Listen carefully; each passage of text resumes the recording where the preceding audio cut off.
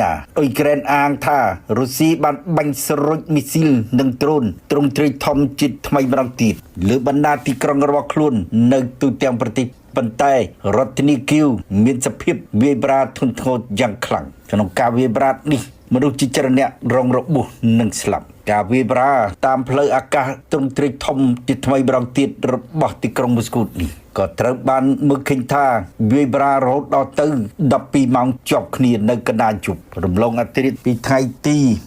27-28 កញ្ញាដោយដ្រូនរបស់រុស្ស៊ីយ៉ាងតិច6ឬគ្រឿងហោះវាយប្រហារលើទឹកដីនៃប្រទេសអ៊ុយក្រែននិងមីស៊ីលរាប់សិបគ្រាប់សេចក្តីរាយការណ៍របស់សារព័ត៌មាននៃបណ្ដាញផ្សាយព័ត៌មានប្រទេសអ៊ុយក្រែនចុះផ្សាយថា